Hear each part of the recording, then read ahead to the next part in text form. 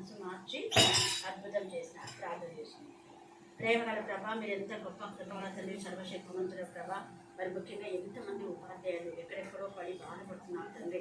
దేవ ట్రాన్స్ఫర్ విషయంలో నా తండ్రి ఒక్కొక్క నేను కూడా దేవ కర్నూలు నుంచి మరి అక్కడ చిప్పగిరి మండలంకి వేసినప్పుడు దేవ అద్భుత రీతిగా మీరు నాకు సహాయం చేశారు. అక్కడ దూర ప్రాంతమైనా కూడా దేవ జనులందరూ నా తల్లి లోపరుచుకునేలా చేశారు. అలాగనే ఇప్పుడు ఏ ప్లేస్ అయితే నా ప్రభ నా తల్లి కమలకి ఇచ్చారో వాళ్ళందరూ ఎలాంటి టెన్షన్స్ వీళ్ళకు క్రియేట్ చేయకుండా ఆ యొక్క కొత్త ఇంటికి నా ప్రభ నా తల్లి అనుకూలమైన విధానంలో మీరు కృప దయచేసినందుకు ఎంత స్థుతించినా కూడా తక్కువే ప్రభావ. సాయం దయచేయండి. దుష్ట శక్తులను కూడా మీరు లైపరచండి. అలాగనే కుమార్ దేవరాజు కూడా మీరు జ్ఞాపకం చేసుకొని గౌరవంలో నీకు మహిమకరంగా బిడ్డలు వాడుకోమని ప్రార్థిస్తున్నాం. మీ ఆత్మతో శక్తులు మీరు నింపమని ప్రార్థిస్తున్నాం. ఇలాంటి దుష్ట శక్తులు తల్లి బిడ్డలు చూడకుండా మీకు దయచేయండి. తల్లి పెద్ద కుమార్ కూడా వాక్యంలో ప్రార్థన ఎదిగి ఒక మంచి ఇంజనీర్గా సర్టిఫికేట్ సంపాదించడానికి మీకు ప్రభావం దయచేయక. చిన్న కుమార్ నా ప్రభావ మీ జ్ఞానాత్మక మీరు నింపడి ప్రభావ స్తోత్రం. మరి అలాగే పాపం కూడా నా తల్లి మైకి వెపన్స్గా మీరు వాడుకున్నారు. వాక్యం పట్ల తపన కృష్ణ ఆ చిన్న బిడ్డకు మీరు దయచేస్తున్నారు. తల్లి నా ప్రభ మరి 10th నా ప్రభ నా తల్లి క్లాస్ ఫస్ట్ అవడానికి మీ కృపాను దయచేయండి. మీరు ఇస్తారని మేము నమ్ముతున్నాం. ఎందుకంటే వాక్యంలో నా తల్లి బిడ్డ ఎంత తరువుగా ఉందో మీకు తెలుసు. దేవ నా ప్రభ మరి అక్కడ పెట్టినటువంటి నా తల్లి వాక్యపరమైనటువంటి టెస్ట్ అన్నింటిలో బిడ్డ ఘనమైన విషయం ఇచ్చారు తల్లి.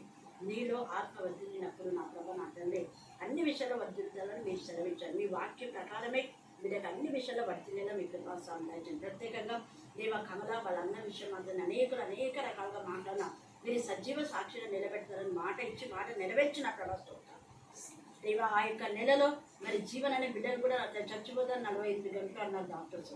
కానీ చనిపోడు అన్నారు. ఇప్పుడు కూడా మీరు క్షేమంగా ఇంటికి చేర్చారు. దేవ భయంకరమైన యాక్సిడెంట్ నుంచి బిడ్డలు ముక్కుని మేము కాపాడినందుకు నేను ఇస్తున్నాం. ఈ యొక్క నా ప్రభ అద్దరి జూలై మాసంలో అనేక బిడ్డలు మీరు చేశారు. దాన్ని ఇష్టం మీకే స్తోత్రం, మీకే స్తోత్రం, మీకే స్తోత్రం, మీకే స్తోత్రం, మీకే స్తోత్రం. మా ఆ యొక్క ఇంటికి కూడా ప్రతి అక్కర ఔషధ యేసుక్రీస్తును తీర్చండి. కరుదులేని జీవితాన్ని మీరు దయచేయండి. ఎలాగైనా ఇల్లు పూర్తి చేయండి. దేవ ఎక్కువ నా ప్రభానాథని ఖర్చు రాకుండా మీకు దయచేయండి. మరి ఆ యొక్క మెయిన్ డోర్ కూడా నా ప్రభానాథని మంచి టైప్తో దేవ నా ప్రభా సాధ్యమైనంత నా ప్రభానాథని మరి తక్కువ ధరలో అది దొరకడానికి మీ కృపాను దయచేయని ప్రార్థిస్తున్నాం. దుష్టశక్తులు లయపరచండి. మీ గాయపరినసం తోడుగా ఉంచండి. స్తోత్రం. అప్పుడు ఆర్థిక సమస్యలను కూడా మీరు లయపరచాలి. మీరు చాలా దేవుడు ఒక దయచమని ఏసు నామములో ప్రార్థిస్తున్నాం తండ్రి. ఆమేన్, ఆమేన్, ఆమేన్.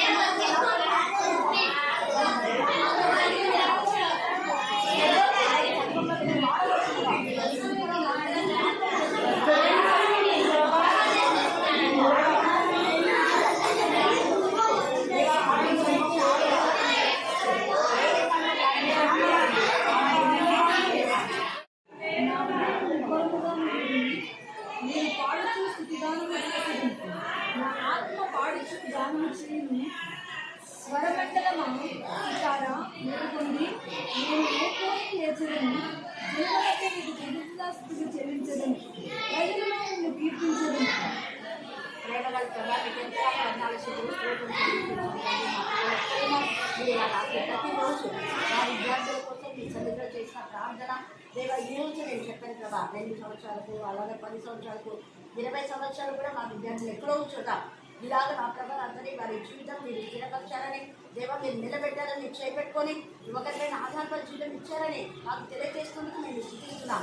దేవ కుమారి మీ జ్ఞానాత్మక నేను నింపడి ప్రభావం సత్యమని కూడా వాస్తవమని మీ జ్ఞానాత్మక కూడా మైకి వెళ్తుందని వాడుకొని మీ ప్రాంగణం అంతా నేను రక్తపక్షం దుష్టశక్తి దురాత్మల పేదాత్మకంగా ఇస్తున్న గర్తించి రకరకాల బంధించమని ప్రార్థిస్తున్నాను.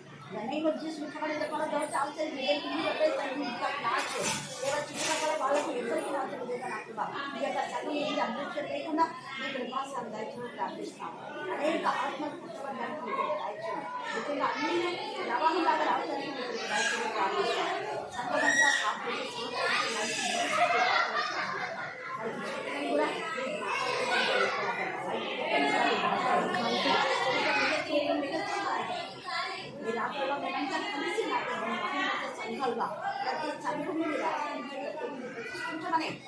ఈ కుమారి ఆత్మలో ఆనందించి బతుకు వేయడానికి ప్రయత్నం జనుల మధ్య దేవాన్ని స్థుతించే మరి పాస్టర్ వల్ల బంధువులు రక్తం అందరినీ జీవించమని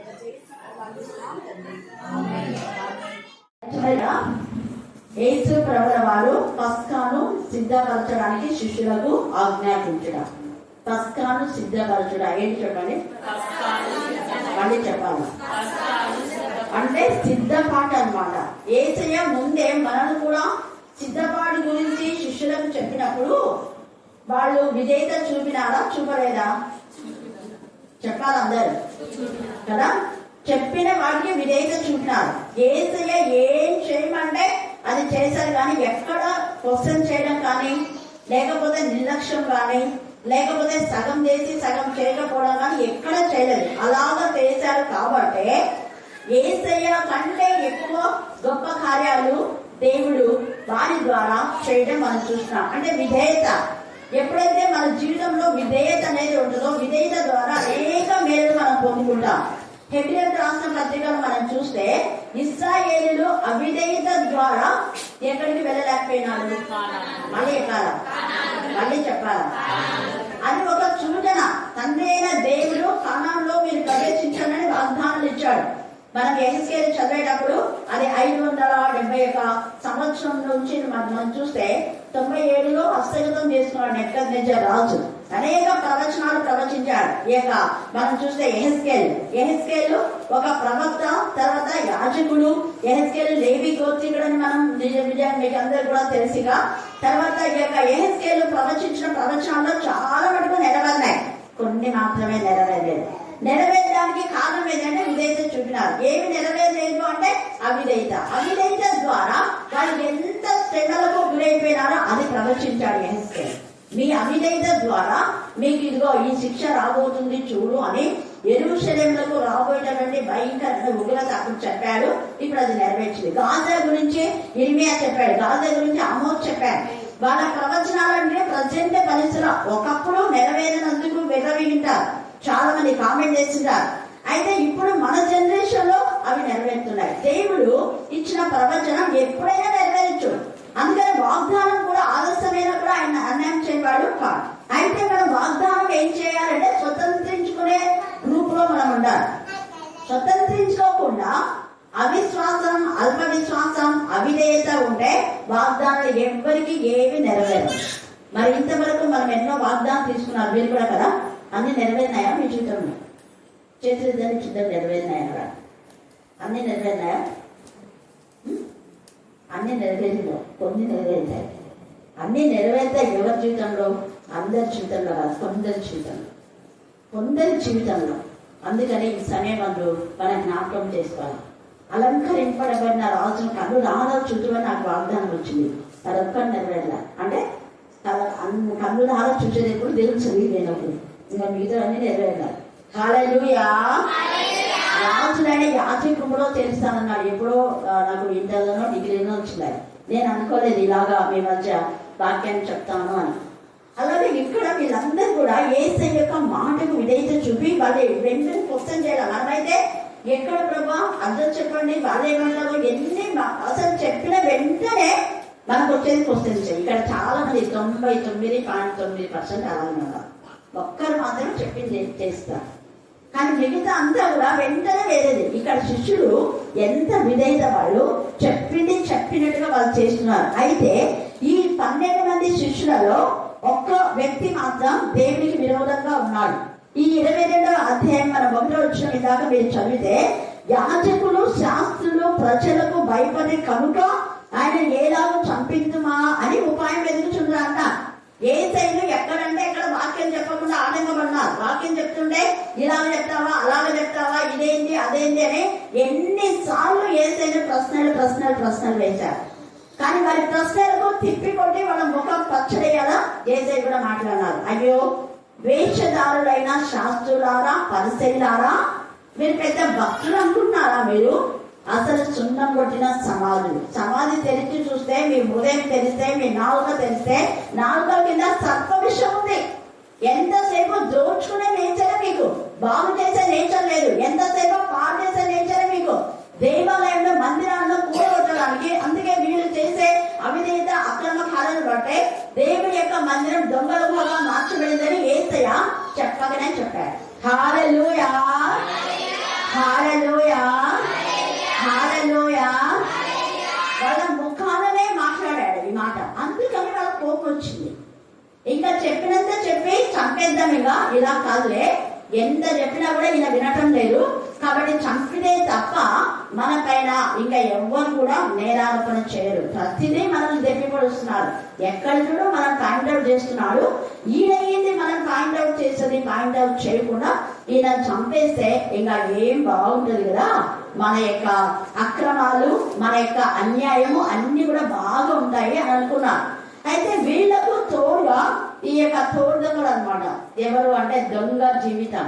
వీళ్ళంతా దొంగ కాదు, 11 మంది దొంగలు కాదు, వాళ్ళు కష్టపడి పని చేసుకునేవాళ్ళు. హల్లెలూయా, హల్లెలూయా. వాళ్ళందరూ పన్నులలో ఉంటే యేసయ్య పిలిచాడు. యేసయ్య పిలుపు కానీ తండ్రి అనే దేవుడు కానీ పని పాట లేకుండా తిరిగే వాళ్ళను దొంగలను చాలా మటుకు ఎక్కడ పిలిచినట్టుగా లేదు. ఎవరైతే నీతిగా నిశ్చయితగా ఉంటారో వాళ్ళని మాత్రమే ముఖ్యంగా కష్టపడి పనిచేసేవాళ్ళు, కష్టపడి దేవుడి పట్ల ఆసక్తి, తపన, తృష్ణ కలిగినటువంటి వాళ్ళు చేపలు పడుతున్న సమయంలో వాళ్ళు జాలర్లు పట్టే సమయంలోనే పిలిచాడు. ఆమోసు పశువుల కాపరి, నేను పశువుల కాపరిగా ఉండి నా పని నేను నేటి పండ్లు ఏరుకుంటూ ఉంటే వాటిని అమ్మడానికి తీసుకుంటుంటే అప్పుడు నన్ను పిలిచాడు అంటాడు. ఇక గొర్రెల దొడ్డిలో నుంచి నన్ను పిలిచాడు, గొర్రెలు కాస్తుంటే దావీదు చెప్తాడు. ఇలాగా ప్రతి ఒక్కరు వాళ్ళ పనులలో వాళ్ళు నిమగ్నమై ఉన్నప్పుడు కష్టపడి పని చేసే వాళ్ళు దేవుడి పనికి వస్తారు. హల్లెలూయా, హల్లెలూయా. కొందరు మాత్రమే దొంగలుగా ఉండి మార్చబడినవాళ్ళు, కొందరు మాత్రమే భయంకరమైన వేషలుగా ఉండి మార్చబడినవాళ్ళు. ఈ యొక్క ఇస్కరియోతు యూదా తనకు తానుగా వచ్చి యేసయ్యతో స్నేహం చేయాలనుకుంటాడు. యేసయ్య నీతో స్నేహం నాకు అవసరం లేదు, మన ఇద్దరం కలిసి ఒక రాజ్యం కడదామంటే నీ రాజ్యం వేరే నా రాజ్యం వేరే ముందే చెప్తాను. బరబ్బతో కూడా ఇదే చెప్తాను. అన్న తర్వాత మరలా నేను నీతో కలిసి పరిచయం చేయొచ్చంటే సరే మాట్లాడు కదా అని ఒక ఆశ. ఒక్క ఆత్మ నశించడానికి ఇష్టం లేదు కాబట్టి యేసయ్య ఆశ చనిపోయే వరకు ఇస్కరియోతు యూదాను ఎలాగైనా కాపాడాలన్న ఉద్దేశంతో అతన్ని మరి ఆ యొక్క శిష్యులలో ఒక్కరిగా ఎంచుకుంటాడు. అయితే మరి బుద్ధి ఆ యొక్క పుట్టుకతో పుట్టింది, కులతో పుట్టినా కూడా అందరి బుద్ధి వాళ్ళ యేసయ్య దగ్గర ఉన్నా కూడా బుద్ధి మారలేదు, ఆ బుద్ధి పోలేదు. సముదాయంలో వాళ్ళలో ప్రవేశించగా చూడండి 3వ వచనం, అంతటా 12 మంది శిష్యులలో చేరిన వీడే వచ్చి చేరినాడు. అపవాది ఎప్పుడు మనలో దూరానికి వస్తుంది, జాగ్రత్తగా ఉండాలి. చేరిన ఇస్కరియోతు యూదా అనబడిన ఈ యొక్క యూదాలు ఏమైపోయిందంటే సాతాను ప్రవేశించాడు. వాడు అపవాది సంబంధి కాబట్టి సాతాను వాడిని ఎంచుకుంది. అపవాది సంబంధంలో అపవాది ఎంచుకుంటారు. అందుకనే ఈ లోకంలో కూడా మనం చూస్తే ఎవరికి స్నేహితులు అని మనం చూస్తే వాళ్ళ స్నేహాలను బట్టి వీడు కూడా ఇలాంటి వాడే, కోవకు చెందిన వాడే అని మనం ఐడెంటిఫై చేయొచ్చు. వాళ్ళ యొక్క స్నేహితులను బట్టి నీ స్నేహితుడు ఎవరో చెప్పరా అంటే వాడి స్నేహితుడిని చెప్తే వాడు కూడా అలాంటి వాడే అని మనం ఇలాగనే పసిగట్టేస్తాం. ఇలాగా ఈ యొక్క అపవాది ఈ యూదాను ఏం చేసుకుంది, యూదాలో దూరిపోయింది. కనుక వాడు ఏం చేసిందంటే వెళ్ళి ఆయనను వారికి ఏలాగా అప్పగించవచ్చునో దాని గురించి ప్రధాన యాజకులతోనూ అధిపతులతోనూ మాట్లాడి. ఎంత సిగ్గులేదు, విశ్వాసఘాతకుడు. దొంగ బ్రతుకును మార్చిన యేసయ్యకే వెన్నుపోటుపడుస్తున్నాడు. ప్రస్తుత సమాజంలో ఆత్మీయంగా రక్షణ పొంది ఆత్మీయ విలువలు తెలుసుకొని కూడా ఇలాగా వెన్నుపోటు పొడిసే దొంగలు చాలా మంది ఉన్నారు సమాజంలో, ప్రపంచంలో. సమాజం అంటే ఈ ప్రపంచంలో అనేక సంఘాల్లో కూడా చాలా మంది దేవునికి విరోధమైన విధానంలో చేసిన వేళను మర్చిపోయి జీవించడమే విశ్వాసఘాతక పని. విశ్వాసఘాతకులు ఎప్పుడు ఆత్మ సంబంధాలు వెంటాడతారు. వాళ్ళు ఎవరు వెంటాడతారు? వాళ్ళకు సంబంధించిన వాళ్ళతోనే వాళ్ళ పరిచయాలు ఉంటాయి. అందుకని వాళ్ళకు అన్ని వీళ్ళంతా కలిసి ఇక యేసు ప్రభు యొక్క ఈ యొక్క ఇస్కరియోతు యూదా వీళ్ళు కలిసి వీళ్ళందరూ కలిసి ఒక మాట మాట్లాడుకుంటున్నారు. చూడండి, మాటలాడేను అండర్లైన్ చేసుకోండి. ఈ రాత్రి నువ్వు ఎవరితో మాట్లాడుతున్నావు? ప్రధాన యాజకులతో అధిపతులతో మాట్లాడుతున్నావా? ఎవరి కోసం మాట్లాడుతున్నావు? ఆత్మ సంబంధాలను తడగొట్టడానిక, ఆత్మీయ స్థితిని పోగొట్టడానిక దేని మాట్లాడుతున్నావు మనం? తర్వాత అందుకు వారు సంతోషించి వారికి ఏమి ఇచ్చినారంట? ద్రవ్యమీయ సమ్మతించిరే. చూసారా, డబ్బు ఎరగా వేశాడు. అక్రమమైన సంపాదన, వాడు కష్టపడి కాలేదు. కష్టపడకుండా సంపాదించింది ఏదైనా అది నీ జీవితానికి ఊరే. గుర్తుపెట్టుకోవాలి. కష్టము అంటే ఇప్పుడు ఉదాహరణ చెప్తాను. నువ్వు ఒక ఇల్లు కట్టుకుంటావు. కట్టిన ఇల్లు వేరే వాళ్లకు ఉండడానికి ఇస్తే ఊక ఉండమని చెప్తారా ఎవరైనా? చెప్పండి, ఏమంటారు? బాడికి ఇస్తారు కదా, ఎందుకంటే ఇల్లు కట్టినారు కాబట్టి. చేను గుత్తకి ఇస్తారు, గుత్త తీసుకోకుండా ఊకేసుకోమని ఇస్తారా? ఇయ్యారు. అంటే అది నీ చేను, నువ్వు కష్టపడినావు, దానికి కొంత వెల ఇవ్వాలి. అలాగనే ఇల్లు కట్టుకుంటే కొంత వెల ఇవ్వాలి అనుకుంటారు. అలాగనే బ్యాంకులో మీ డబ్బులు పెడతారు. మీ డబ్బులు బ్యాంకులో పెట్టింటారు. ఎంత? ఒక 10 లక్షలు పెట్టింటారు, లేదా 1 లక్ష, లేదా 50,000.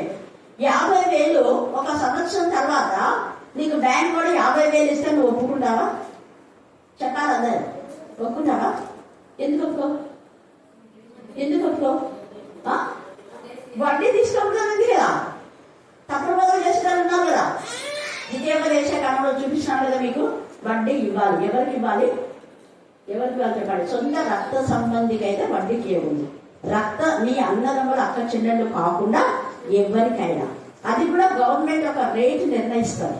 అంతకు మించి 2 రూపాయలు 3 రూపాయలు తీసుకున్నారనుకో ఖచ్చితంగా వాళ్ళకి శిక్షణ ఉంటుంది. దాన్ని అన్యాయం అంటారు, అంటే లాభం అంటారు. ఇది లాభం కాదు. మీరు మీ అమౌంట్ ఎంత రేటు నిర్ణయించింది గవర్నమెంట్. అది జీతం ఎంతో గుత్త కూడా నిర్ణయిస్తారు కదా. గుత్తకు ఎక్కువ గుత్తలు ఎవరైనా తీసుకున్నారంటే కూడా అది కూడా తప్పే. కొంతమంది అక్రమంగా గుత్తలు వసూలు చేసుకుంటారు, అది తప్పే. తర్వాత సుంకం అనేది ఉంటుంది. సుంకం ఇంత అని ఉంటుంది.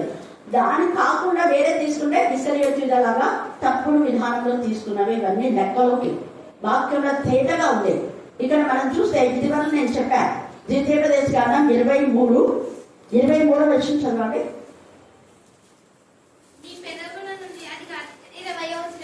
20 వచ్చిన చదువు. అదే 20 నుంచి 23 దాకా పెట్టుకోవచ్చు. మళ్ళీ అందరూ చెప్పండి, అన్నింటికి ఏం చేయొచ్చు? మరి ఎంత వడ్డీ అది చెప్పండి. ఎంత వడ్డీ ఉంది? అలా రాసినారా? లేదు. కానీ గవర్నమెంట్ ఒక రేట్. ఎందుకు అంటే నువ్వు కూడా గవర్నమెంట్ దగ్గర నుంచి తీసుకుంటున్నావు కదా. ఏ కొలత కొలిస్తే అదే కొలత. నువ్వు ఎంత తీసుకుంటావో గవర్నమెంట్ లో అంతే ఇతరులతో తీసుకోవచ్చు. అంతకంటే ఎక్కువ తీసుకుంటే ఈ ఇస్కరియోతీయులాగానే అక్రమమైనటువంటి సొమ్ము. అది కొంతమంది అక్రమంగా పొలాలు గట్లు కడుతుంది. అది ఎప్పటికీ ఊరే. ఈ ఇస్కరియోతీయుడు ఎంత తీసుకున్నాడు? మనకి ఏమొచ్చింది? ఊరి. వాని యొక్క జీవితం అంతా కూడా ఏం చేస్తున్నా అంటే కష్టపడి సంపాదించే నేచర్ లేదు. కష్టపడి సంపాదించాడు. ఎవరన్నా తీసుకుంటే దోచుకునే నేచరే. అంత దొంగ కాబట్టి దోచుకునే నేచర్. అందుకనే సైతాన్ని ఎవరిలో అయితే ఉంటుందో వాళ్ళకి ఇలాంటి లక్షణాలే ఉంటాయి. అదే మనం చూస్తే ఎలీషా ప్రవక్త, అక్కడ విధవరాలు ఆమె కదా. తర్వాత ప్రవక్త యొక్క శిష్యుడు విధవరాలు కాబట్టి నువ్వు ఆ అప్పు ఎగ్గొట్టలేమో అని చెప్పాడా? చెప్పాలా? ఏమి చెప్పాడు? అప్పు తీర్చమన్నాడా? తీసుకుందన్నాడా? మళ్ళీ చెప్పాలా? దైవజనులు అనేవాళ్ళు ఇదే చెప్తారు. కానీ తప్పుడు దైవజనుల వాళ్ళు ఎగ్గొట్టు అని చెప్తారు. ఈ విషయం యేసు ప్రభుల వారిని పట్టడానికి యేసు ప్రభు అదే నిన్న మేరీ చెప్పింది. మేరీ ఈ టాపిక్ లో నేను ఈరోజు చెప్తానని ఆమె తెలీదు. ఇది మనం వరుసలో చెప్తున్నా. కానీ దేవుడు అప్పుడు ఎంత చక్కగా మాట్లాడించాడు కదా. క్రయధనం వెల. ఏసై యొక్క విలువ ఏంటి? ఏసై దగ్గర నుండి ఏసైతో మంచి అనిపించుకొని మరి ఏసై ద్వారా పరిశుద్ధాత్మ పొందుకొని అద్భుతాలు ఆశ్చర్యాలు చేసి కూడా ఈ దొంగ బతుకు ఏం చేస్తున్నాడు? ఏసయ్య ప్రాణంలో విలువ వెల కట్టాడు. 30 వెండి నాణ్యాలు సిగ్గు లేకుండా. ఏమైపోయింది? ఉరివేస్తుందా? వాటిని ఏమాత్రం కూడా అతను అనుభవించాడు. అక్రమమైంది అనుభవించేలా చెయ్యడు దేవుడు. కష్టార్జితంలో దేవుడు ఆశీర్వదిస్తాడు. అందుకని ఇక్కడ ఈ సాధారణ కుయుక్తులు ఎవరైతే ఉన్నాయో వాళ్ళకందరికి ఇదే నేచర్, ఎగ్గొట్టే నేచర్, లేదా దోచుకునేది. అలాంటివి ఉంటే మన లైఫ్ లో నుంచి మనం తీసేసుకోవాలా. వేరే వాళ్ళతో కలిసి ఈ విధానంలో కుమ్మకే మాట్లాడడం అన్నమాట. తర్వాత మనం చూస్తే ఇక్కడ చూడండి. ఆ తర్వాత యేసయ్య శిష్యులతో ఏమని చెప్తున్నాడు? పస్కా పశువులు వదిలిపవలసిన పులియని రొట్టెల ఆ దినం రాగా యేసయ్య కంట వీళ్ళతో పాటు భోజనం చేయడంటే ఎంత ఇష్టం అంట. హల్లెలూయా, హల్లెలూయా, హల్లెలూయా. అక్కడ యేసయ్య కూడా ఏమని చెప్తున్నా అంటే నీళ్ళ కుండ అంటే పని చేస్తున్నాడు ఆ వ్యక్తి. ఆ వ్యక్తి ఊరు నడలేడు కదా, పని చేసే వ్యక్తి అతను, తిరిగే వ్యక్తి కాదు. తిరిగిపోతూ, తాగుబోతూ, బదలిపోతూ, నిద్రపోతున్నతో ఏసయ్య పని చెప్పడు. అలాంటి వాళ్ళ సహవాసం కూడా ఏసయ్య ఇష్టపడాడు. ఇక్కడ ఈ వ్యక్తి కష్టపడి పనిచేసే వ్యక్తి. మరి అంత మరి ప్రాపర్టీ అంటే పెద్ద మేడగది ఉంది, సమస్తమైన సామగ్రి ఉంది. మరి నీళ్లకుండా మోసుకొని వెళ్తున్నాడంటే యజమానుడు కావచ్చు, పనులు అనడానికి మనం ఆస్కారం లేదు. ఎందుకు అంటే ఆ నీళ్లకుండా మోసుకొచ్చున్న ఒకడు మీకు ఎదురుగా వచ్చును, అతను ప్రవేశించు ఇంటిలోనికి అతని వెంట వెళ్ళి నేను నా శిష్యులతో కూడా ప్రస్థానం భుజించడానికి విడిగది ఎక్కడని బోధకుడు నిన్ను అండర్లైన్ చేస్తుంది.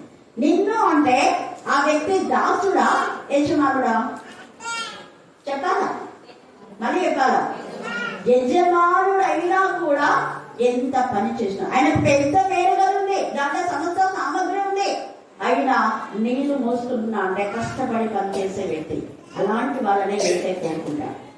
కష్టపడి పనిచేసే ఆ వ్యక్తి యొక్క ఇంటిలో ఎన్నో ఇళ్ళున్నాయి, ఎన్నో మేలుగదులు ఉన్నాయి, ఎంతమందో రిచ్ వెళ్ళొస్తున్నారు. కానీ వాళ్ళందరినీ ఆశించాల ఏసయ్య. ఏసయ్య ఎవరి ఇంటికి వస్తాడు అంటే విధేయత కలిగి నమ్మకంగా కష్టపడి తమ కష్టార్జితంతో జీవించేవాడు. దేవుడి చిత్తానుసారంగా మనుషుల మాయోపాయంలో పడే వాళ్ళను ఏసయ్య ఎప్పుడు కూడా నమ్మడు, వాళ్ళ సహవాసం ఇష్టపడాడు కూడా. అందుకని ఇక్కడ ఈ వ్యక్తి యజమానుడు అయినా కూడా నీళ్లకుండా తీసుకొని వస్తున్నాడు కాబట్టి ఆ వ్యక్తిని అతన్ని అడగమంటే అతను వెంటనే ఏం చేసినాడు? ఇంటి యజమానునితో చెప్పుడి అన్నాడు. నిన్ను అడుగుచున్నాడని ఇంటి యజమానునితో చెప్పుడి అన్నాడు. ఈ పనివాడు ఈ యజమానుడు ఇద్దరు కలిసి చెప్పాలనుకుంటే హల్లెలూయా, హల్లెలూయా, హల్లెలూయా. అప్పుడు అందుకని అంటున్నాడు కదా, ఇంటి యజమానునితో చెప్పుడి, అతని సామగ్రి గల ఒక గొప్ప మేడగది మీకు చూపించును, అక్కడ సిద్ధపరచుడని వారితో చెప్పారు. యజమానుడు ఏమాత్రం నేను ఇవ్వను అని చెప్పాలి. వెంటనే అక్కడ వీళ్ళు కూడా సిద్ధపరిచారు. సిద్ధపాటు జీవితం ఈ రాత్రి మనలో ఉండాలి. ఆ తర్వాత మనం చూస్తే యేసయ్య ఇలాగ వీళ్ళతో కలిసి భోజనం చేయడం ఎంత ఇష్టం అంట.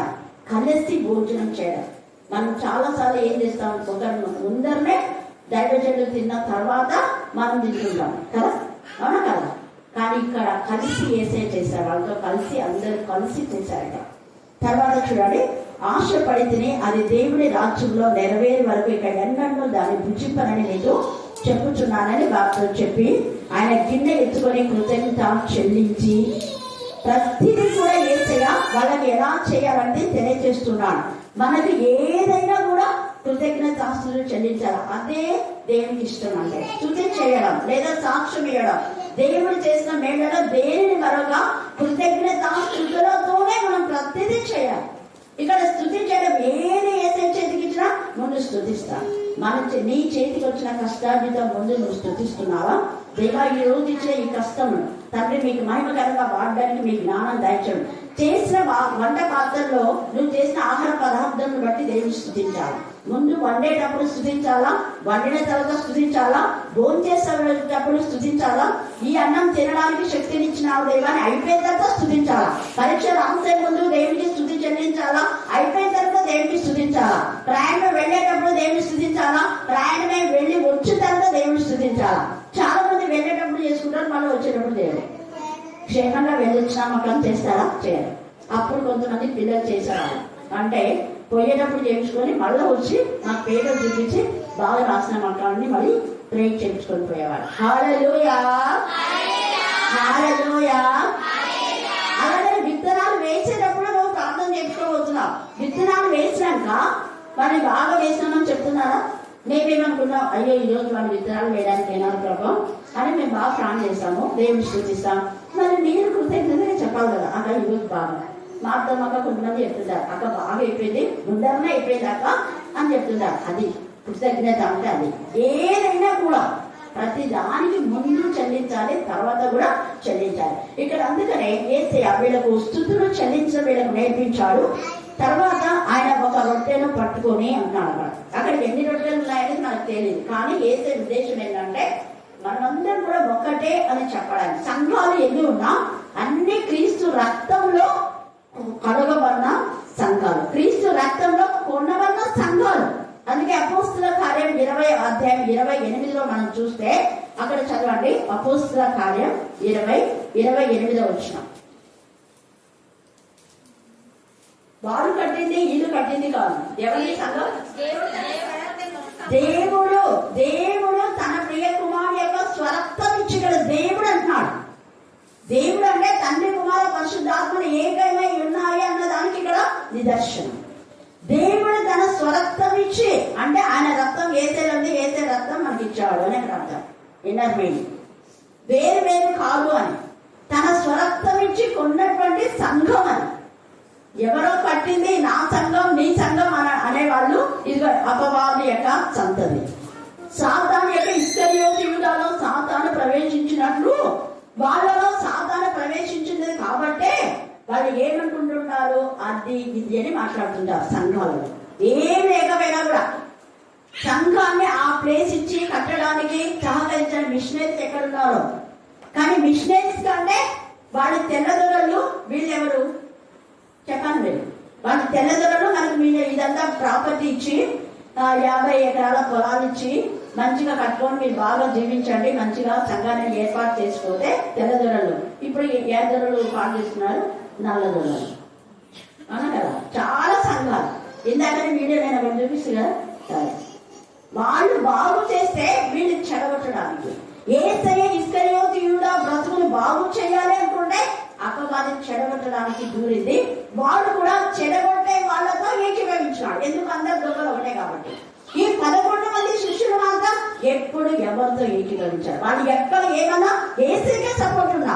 హల్లెలూయా, హల్లెలూయా, హల్లెలూయా.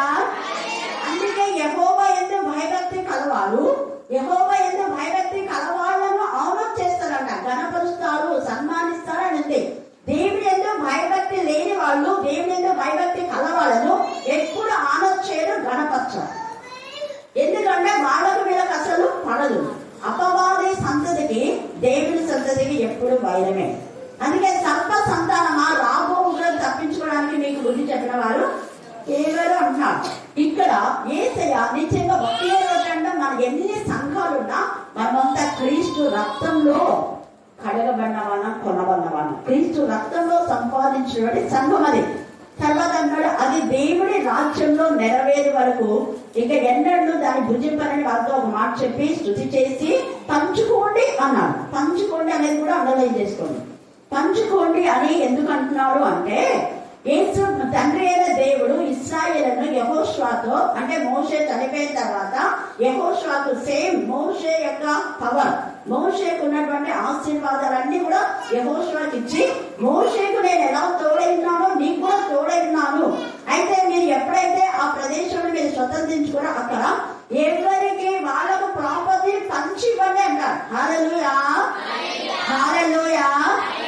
ఆ యొక్క దేశంలో ఎవరెవరికి ఒక్కరే కాదు, అక్కడ అందరికీ పంచి ఇవ్వాలి. పంచడము అంటే అదే అక్కడ. పంచడం అంటే సంఘాలు ఎన్నైనా మళ్ళీ అన్ని ఒకటే, దేవుని పిల్లలమే అనేది అక్కడ అర్థం. అందుకని పంచి ఇవ్వుడి అంటే ఇక్కడ పంచి అని అంటున్నాడు. అక్కడ పంచుకునుడి. ఇక్కడ 12 మందే పంచుకున్నారు. మరి ఇప్పుడు యేసు ప్రభు యొక్క బల్లలో 12 మందే పంచుకుంటున్నారా? చెప్పండి, ఎంతమంది పంచుకుంటున్నారు? కొన్ని కోట్ల మంది. కొన్ని కోట్ల మంది యేసు యొక్క శరీరంలో పాలి భాగస్థలం అవుతున్నామంటే ఆయనలో మనం ఏకమైనాము అని అర్థం. అందుకే పరిశుద్ధులే కదా నేను స్తుతించేది అంటాడు. పరిశుద్ధుల యొక్క సహవాసంలో, పరిశుద్ధుల యొక్క ప్రార్థన మనం ప్రకటన 8:1-3 చూస్తే, ప్రకటన 5వ అధ్యాయంలో మనం చూస్తే పరిశుద్ధుల ప్రార్థన పరమునకు చేర్చబడుతుంది. నీతిమంతుల యొక్క ప్రార్థన బహు బలము గలదై ఆయన ఆ విజ్ఞాపన ఎంతగా ఇష్టపడతాడు. హల్లెలూయా, హల్లెలూయా. అంటే క్రీస్తు రక్తము ద్వారా మనల్ని నీతిమంతులుగా చేసి, ఆయన నీతిని మనకు ఆపాదింప చేసి, మనం అలాగా ఆయన ఆత్మతో ప్రార్థించాలి అన్నది తండ్రి అయిన దేవుని అభిష్టం. అందుకనే రోమా 8లో విజ్ఞాపన చేయవారు మీరు కాదు కానీ ఆత్మ తానే మన పక్షంగా ఏం చేస్తున్నాడా, ఉచ్చరింప శక్యం కాని మూలుగులతో ఉచ్చరింప శక్యం కాని అంటే టంగ్స్ తో కొంతమంది ప్రాణం చేస్తే టంగ్స్ మాట్లాడతారా, అదే ఇదే అని తప్పుడు బోధ చేసే వాళ్ళు కూడా చాలా మంది ఉన్నారు. ఏ భాష దగ్గరికి మీరు వెళ్తున్నారు అని వాక్యంలో ఉంది. కొన్ని మన తెలుగు పదాలు మనకు బాగా వస్తాయి. తెలుగు కాకుండా దేవదూతల భాష ఉంది, అక్కడ మనుషుల భాష ఉంది, దేవదూతల భాష ఉంది. మనుషుల భాషనే తెలుగు వచ్చిన వాళ్ళు ఇంగ్లీష్ ప్రొనౌన్సియేషన్ చేయమంటే సరిగా చేయలేరు. హిందీలో కానీ వేరే లాంగ్వేజ్ మనకు సరిగా రాదు. కానీ అలాంటిది మనము దేవదూతల భాష మాట్లాడుతున్నప్పుడు ఖచ్చితంగా మన నాలుక ఏమైపోతుంది, తడబడుతుంది. అంటే తినే ఒక విధంగా ఇదైపోతుంది అన్నమాట. ఆ వర్డ్స్ వచ్చేటప్పుడు అది అక్కడ ఉచ్చరింప శక్తి కానీ మూలుగులతో అనే మాట తేటగా పరిశుద్ధాత్మ పొందిన వాళ్ళకు మాత్రమే అది అర్థం అవుతుంది. మిగతా వాళ్ళకు అది అర్థం కాదు. అర్థం కాక వ్యర్థంగా మాట్లాడుతుంటారు. ఎందుకు అంటే వాళ్ళు వ్యర్థమైన బోధలు చేసే వాళ్ళు కాబట్టి. అందుకని ఇక్కడ ఏమంటున్నారు, ఇక్కడ చూడండి, పంచుకురుడి అంటాడు. ఈ పంచుకురుడి అనే వాటిలో చాలా అర్థాలు ఉంది. సంఘంలో కూడా అందరికీ అవకాశం ఇవ్వాలి. వాక్యం చదవడంలో, ప్రార్థన చేయడంలో ఎప్పుడు ఒకే వాళ్ళు ప్రార్థన చేయడం కాదు, ఎప్పుడు ఒకే వాళ్ళు వాక్యం చదవడం కాదు, ఎప్పుడు ఒకరే వాక్యం చెప్పడం కాదు. అందుకే ఇక్కడ ఉన్న వాళ్ళు చాలా మంది వాక్యం చెప్పారు. హల్లెలూయా, హల్లెలూయా, హల్లెలూయా. ఏదో ఒక ఎన్ని వేల మంది ఉన్నా వారానికి కొన్ని ఫ్యామిలీస్ లేదా వారానికి ఒక కుటుంబాన్ని, ఆ కుటుంబంలోని వ్యక్తులనే తీసుకొని కొన్ని సంఘాలు అలా జరుగుతాయి. ఒక కుటుంబమే వాళ్ళు ఎన్నుకుంటారు, లేదా ఒక వంశం ఎన్నుకొని వాళ్ళు కానుక పట్టాలి, వాళ్ళ ప్రార్థన, వాళ్ళది అయిపోయిన తర్వాత మళ్ళీ ఇంకొక నెల ఇంకొకరికి, ఇలా కూడా జరుగుతుంటాయి. కానీ కొన్ని సంఘాలు మాత్రం ఎవరైతే బాగా కానుకలు ఇస్తారో, గొడవ పడతారో, గట్టిగా మాట్లాడతారో వాళ్ళనే ఎప్పుడు ప్రార్థన చేయాలి. ఇక్కడ పంచుకోండి అంటే చాలా చాలా ఉంది అర్థం. అందరూ వాళ్ళు పంచుకున్నారు, అందరూ షేర్ చేసుకున్నారు. ఏసీ అందరినీ పంపాడు. ఇస్కరియోతు యూదా దొంగ అని తెలిసి కూడా, తను అప్పగిస్తానని తెలిసి కూడా సమానమైనటువంటి ఆధిక్యత ఇస్కరియోతు యూదాకి ఇచ్చాడు. కానీ విశ్వాసఘాతులు గమనించలేదు. తర్వాత అందుకనైనా ఒక్క రొట్టె పట్టుకోవడంలో అర్థం ఏంటంటే మీరంతా నా యొక్క శరీరంలో ఏక భాగస్తులు. అది మీరందరూ కూడా పంచుకోండి అంటే వాక్యాన్ని మీరు అనేకంతో షేర్ చేసుకోండి అనే అర్థం అది. తర్వాత ఆయన ఆ యొక్క మరి గిన్నెను పట్టుకొని కృతజ్ఞతలు చెల్లించి ఇది కూడా ఏమంటున్నాడంటే నా రక్తం వలనైనా క్రొత్త నిబంధన. ఈ నిబంధన ఎందుకు ఆ మాట మాట్లాడుతున్నా అంటే ప్రపంచంలో అనేక మంది దేవతలు అనేపడే వాళ్ళు రక్తాన్ని చిందించలేరు. పైగా వాళ్ళ రక్తము వేరే రక్తంతో ఈక్వల్ కాదు కూడా. ఏసై అయితే నువ్వు ఏ జాతైనా, ఏ మతమైనా, ఏ తెగైనా, బ్రాహ్మణైనా, రెడ్డైనా, ఎవరైనా క్రీస్తు వంశంలో చేర్చబడతారు. అదే ఒక క్రైస్తవుడిని నేను బ్రాహ్మణులో చేస్తాను అంటే కుదరదు. కుదురుతుందా? కుదరదు. రెడ్డిస్ లో చేస్తా అంటే ఒప్పుకుంటారా? ఒప్పుకోరు. కానీ వాళ్ళు ఏ మతమైనా, ఏ దేశమైనా కూడా క్రీస్తు రక్తంలో కలగబడి క్రీస్తు వంశావళిలో చేర్చబడతారు. అదే నిబంధన. క్రొత్త నిబంధన అనడానికి ఎంత తేజగా ఉంది. ఈ రాత్రి కాల సమయంలో మన జ్ఞాపకం చేస్తారు. ఆ నిబంధనలో మనం ఏక పాలి భాగస్తులం, ఒకే కుటుంబీకులు అనే అర్థంతో అక్కడ మాట్లాడుతూ అంటున్నాడు కదా, క్రీస్తు రక్త బంధం ఇది క్రొత్త నిబంధన. ఎవరు చేయనటువంటి నిబంధన యేసే చేసి మీరందరూ నా రక్తంలో పాలి భాగస్తులు కండి అని అంటున్నాడు. ఇదిగో నన్ను అప్పగించు వాని చెవి నాతో కూడా ఈ బల్ల మీద ఉన్నది. నిర్ణయింపబడిన ప్రకారం మనుష్య కుమారుడు పోతున్నాడు. కానీ ఆయన ఎవరి చేత అప్పగింపబడుచున్నాడో ఆ మనుషులకి ఏంటంట శ్రమ. ఆటంకం రాక మానవు, కానీ ఎవరి వలన వచ్చినా మనకేంటి శ్రమ, శ్రమ అంతే. కాబట్టి ఈ రాత్రి కాల సమయంలో 11 మంది శిష్యులు యేసుతో కలిసి దేవుని ఘనపరిచారు. చనిపోయే వరకు కూడా యేసుతో ఉన్నారు. ఆ ఒక్క రాత్రి మాత్రమే ఆ యోహాను అయితే అన్ని పెట్టుకుని ఉన్నాడు. కానీ ఇస్కరియోతు యూదా ఎప్పుడు యేసుతున్నాడు, ఎప్పుడు బయట దొంగలతో. ఎందుకంటే వాటి దొంగ కాబట్టి. ఏ విధానంలో మనం ఉన్నాం 11 మంది శిష్యుల్లాగా యేసయ్య మాటలు వింటే మనం కూడా విధేయత కలిగి యేసయ్య చెప్పిన మాటల్లో మనం ముందుకు వెళ్ళిపోతే మరి ఆయన యొక్క శరీరమైన ఈ వాక్యము అనుదినము ఆయన గడపనొద్ద చేరి, ఆయన ద్వారబంధంలో చేరి ఆయన ఉపదేశం వినేవాళ్ళు ధన్యులు. ఆ ధన్యకరమైన జీవితము యేసయ్య నీకు నాకు ఇవ్వాలని ఇష్టపడతాడు. అందుకనే ఈ ప్రభు వల్ల అనేది ఆయన ఏర్పాటు చేసి వెళ్ళాలి. అది పునరుద్ధాన శక్తిలో ప్రతి పాపంలో కలిగివేసేది, ప్రతి పాపంలో తొలగించేది. ఆ యొక్క మరి ఆ రొట్టెను మనం ఎప్పుడైతే జ్ఞాపకం చేసుకోవడానికే చేయండి అన్నాడు. ప్రభు వల్లలో పాల్పొందిన ప్రతి ఒక్కరు ప్రచురించాలి. మరి ప్రతి ఒక్కరు ప్రచురించాలి అని వాక్యంలో ఉంటే మనల్ని రోజులు నేనే వాక్యం చెప్పాలి, మరి నువ్వే 2 వారాలు 3 వారాలు 4 వారాలు చెప్తే మిగతా వాళ్ళు ఎక్కడ చెప్పాలి? చూసారా ఎంత స్వార్థం, ఎంత తప్పుడు బోధలు కదా. యేసయ్య అలాగా చేయలేదు. అందరూ పంచుకోండి, అందరూ వాక్యాన్ని షేర్ చేసుకోవాలి, అందరూ ప్రభుత్వ సాక్షులుగా ఉండాలి, దిగంతలకు సాక్షులుగా ఉండండి మీరు అంటున్నారు. అది నిజమైన బోధ. ఒక్కరేని కాదు, అందరూ చెప్పాలి, అందరూ దేవుని ఘనపరచాలి, అందరూ దేవుని మహిమపరచాలి. అందుకనే ఆ యొక్క రొట్టె మనం చూస్తే గోధుమలు తయారు చేయడానికి ప్రత్యేకపరచబడినటువంటి గోధుమలు, శుభ్రం చేయబడినటువంటి గోధుమలు. అవి సంచులో పోసిన తర్వాత కూడా మనం అలాగే విషయం తీసుకోం, మళ్ళా వాటిని శుభ్రం చేసి అదే దేవుని చేత పిలువబడిన వాళ్ళు, ఏర్పరచబడిన వాళ్ళు, పిలువబడిన వాళ్ళు, ప్రత్యేకించబడిన పంపబడిన వాళ్ళు, పరిశుద్ధులు, మళ్ళా వాటిని చేయడంలో మళ్ళా సరి చేసి మిషన్కు వేస్తారు. ఆ పిండిని మనం నీళ్ళతో కలిపినట్టుగా కన్నీటి ప్రార్థన, అందుకే యేసయ్య కన్నీటితో ప్రార్థన చేశారు. ప్రతి రాత్రి మగలు కన్నీరు కార్చాలి.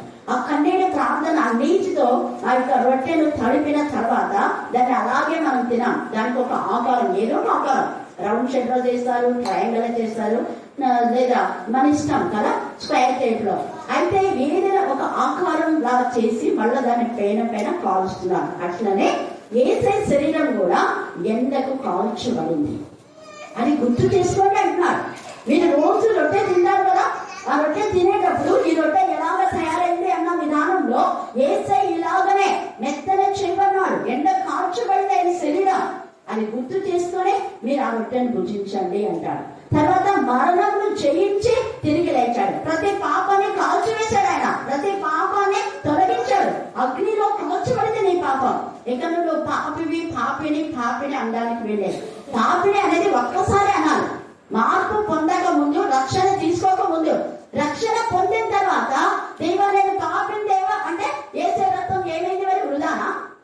నేను పందిని ప్రభా, కుక్కని ప్రభా అని చేస్తున్నారు కొంతమంది ప్రార్థన అవేకంగా. ఆ ప్రార్థన చేసిన తర్వాత నువ్వు పందిరంటే ఒప్పుకున్నారా? ఒప్పుకోరు. కుక్కంటే ఒప్పుకుంటారా? ఒప్పుకోరు. నువ్వు ప్రార్థన చేస్తున్నావు కదా, నువ్వు ఘోర పాపివి, నువ్వు నా దగ్గర రావద్దంటే ఒప్పుకుంటారా? ప్రార్థన చేస్తాడు ఘోర పాపిదే, మన పాపంలో ప్రజలు అంటారు. మనం చేసే ప్రార్థన అది ఎప్పుడు చేయాలి? చుక్కరి అంటున్నారు. చుక్కరి ఎప్పుడు చేశాడు? మార్పు పొందనప్పుడు. మార్పు పొందిన తర్వాత చుక్కరి అదే ప్రార్థన చేయలేదు. మార్పు పొందిన తర్వాత దేవుని మందిరంలో దేవుని స్తుతించాడు. హల్లెలూయా, హల్లెలూయా, హల్లెలూయా. కాబట్టి యేసయ్య శరీరం యొక్క మహిమ, శక్తి, ప్రభావాన్ని మనం తెలుసుకొని ఆయన అపవాది క్రియలు లయపరిచాడు కాబట్టి, మరణాన్ని జయించాడు కాబట్టి మనం నిత్య జీవ వారసులు కావాలి అని అనుకుంటే ప్రభు యొక్క బల్లలో పాలు పొందాలి. దాంట్లో చాలా మంది పాలు పొందకుండా వెళ్ళిపోతుంటారు. అలా వెళ్ళిపోతే నాలో మీకు మరి పాలు లేదు అని కూడా యేసయ్య చెప్తారు. ప్రతిసారి మనం ప్రభు బల్లను ఆలోచించుకొని తీసుకోవాలి. ఒకటి. రెండవది, తీసుకున్న ప్రతి ఒక్కరు ప్రభువును ప్రకటించాలి. ఒక రోజు కాదు, వీలైనన్ని రోజు, వీలైతే ప్రతిరోజు అనుదినము ఆయన గురించి మాట్లాడతాం. దేవుడు ఈ లేఖన భాగాన్ని దీవించి ఆశీర్వదించుగాక. ఆమేన్, ఆమేన్, ఆమేన్. చివరి ప్రార్థన, ఉద్యమ మన ప్రార్థన.